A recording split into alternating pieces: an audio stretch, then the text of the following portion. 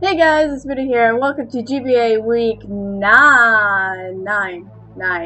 And if you like the video, please leave a like. It certainly helps me out, and it certainly lets me know that you like me doing commentaries and that kind of stuff. So this one's post-commentary, it's not live, but this is week 9, and we only have one more week left. So basically, I'm like in that mid-range where I might make the playoffs or I might totally miss them, and it literally depends on the last 2 games because I did mess up last week and I did lose. So hopefully this week we can win. I ended up bringing Terrakion, Fortress, Charizard Y, Venusaur, Azumarill, and Talonflame. I assumed that he was going to bring Rotom, so I figured I was going to need some Pokemon to take care of Rotom. I figured Azumarill would be alright for that. I mean, Venusaur would be alright for that.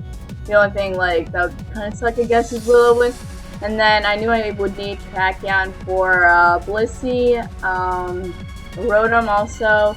I mean, it's kind of like Rotoms can Will-O-Wisp, so that's why I put Substitute on my Terrakion this week, and then I always need Fortress for Rapid Spin support because I was bringing Talonflame and Charizard Y. Charizard Y I knew would definitely be a great asset to my team because he doesn't really have much that wants to take it besides Blissey, and Blissey also has to watch out for Terrakion. But Rotom is going to be a problem if I don't get rid of it. For Talonflame, I can't really do much with Talonflame unless Rotom is around, so that's basically my thought process there. And you can feel free to check out Kyle's channel. It will be in the description. I actually battled him yesterday for Mono Monday. So, I think, like, I went into this battle pretty confident when I did see his team, so that's definitely good. I decided to lead off with Terrakion because I assumed he was going to lead off with Rotom and wanted to Volt Switch out. So I ended up substituting just in case he really wanted to go for Will-O-Wisp. But he put Thunder Wave on it, which honestly is even better because it's not going to get affected by me, and now I figured I could set up a Swords Dance because there's literally nothing on his team stopping my Terrakion right now. So I ended up going for Swords Dance. I knew that would be great because I felt like at +2 I might be able to take it out. Unfortunately, he misses Hydro Pump, which does matter a lot because it would have gotten rid of my sub. And then I ended up going for Close Combat, and Close Combat was going to take Rotom out, which automatically I know now that Talonflame is not going to have a problem with much of his team because I will have the priority Acrobatics to work with, and he can't bring in Rotom to stop it. So automatically I'm thinking I'm off to a fantastic start because I'm at +2 behind a sub. So he brings in Sableye, and here I went for a Stone Edge. Luckily I hit, however it is not enough to take it out. I am fully invested in speed, which honestly I might have had to change around because his team isn't necessarily fast. I should have put some attack EVs in it, but I did not, and that is why the Sableye did not die here. Otherwise it would have guaranteed taken it out. But I am Jolly max speed instead of attack, and that is why I didn't end up doing that because of that. And I might have been able to literally sweep with, well, not literally sweep with Terrakion, but I would have been able to take him out, and that would have been definitely something I liked. So he goes for a Taunt. I'm like, I really didn't think much of it. I went into Talonflame thinking maybe he'd want to Will-O-Wisp me now that I'm not behind a sub instead of Taunt.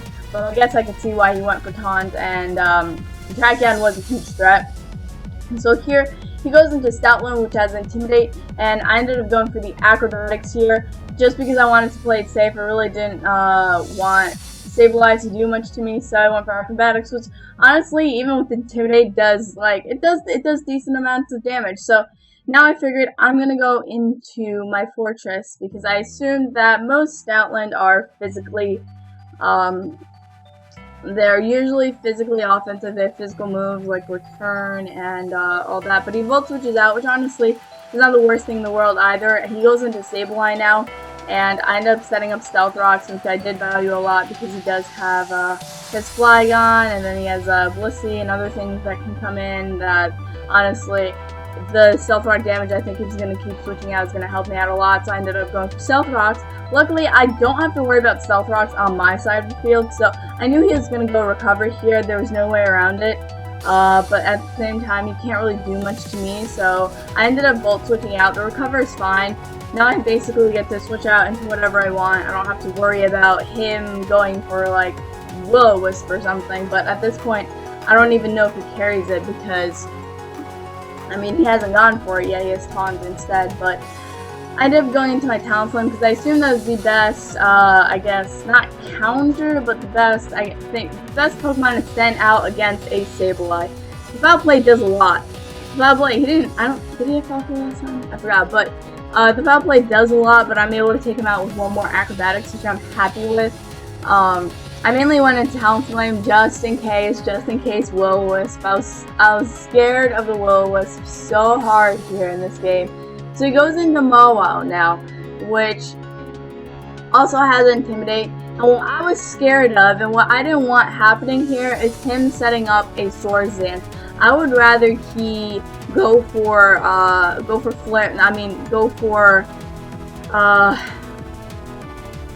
Sucker Punch here than Will-O-Wisp.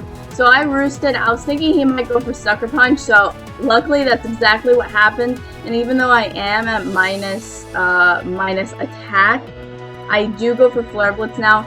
It's going to do a respectable amount of damage, but at the same time I'm going to die from recoil, but at least I prevented him from setting up, and I get a burn on him, which is, it's obvious hacks, but that is literally the best time to get a burn because I was terrified of this thing, Swords Dancing and all that stuff. So here I figured I could go into a Azumarill and I could set up because I really didn't think that a burned Mawile could really do much to me. I mean, he could Iron Head me for neutral damage, but that didn't even do a lot.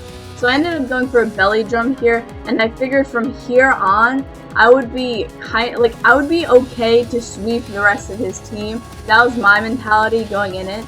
I figured the only way I was going to probably sweep the rest of his team is if I got a Belly Drum off right here. I mean, the other option would be to go into Charizard, but then Blissey might come out, and I was definitely scared of that. So here I went for the Aqua Jet, and that's definitely going to take him out.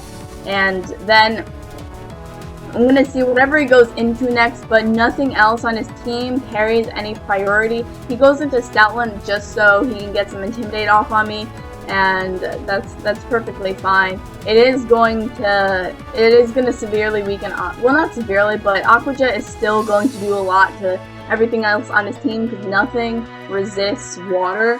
So now he goes into Flygon, and I end up Aqua Jetting the Flygon.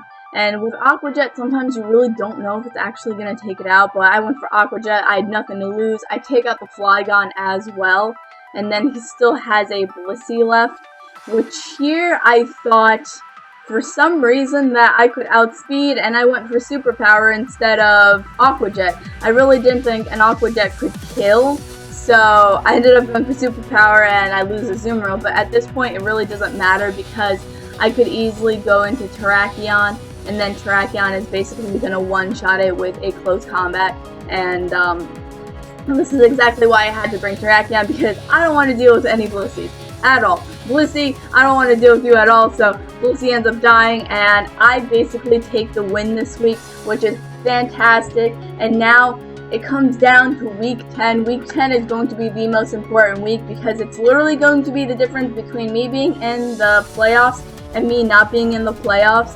So hopefully the Orlando Milotics can pull through because if I win week 10, we are definitely in the playoffs. But if I lose, then I'm definitely out. And that is the stance here for the GBA. So guys, I hope you enjoyed this match. And I'm sorry that it is a late upload. I normally upload GBA on Sundays, but my schedule did fall behind with streaming and other uploads and all that. But I really do apologize if you've been looking forward to this match. But week 10, next Sunday, I'm uploading week 10, and that is where you guys will see whether I make it to the playoffs or not, and I'm so excited to do it. So I love you guys so very much, and if you're not subscribed, I always mess up my intro ending. If you're not subscribed, then feel free to subscribe because I do upload Pokemon content every single day. And as always, I love you guys so very much, and have a fantastic day, and bye.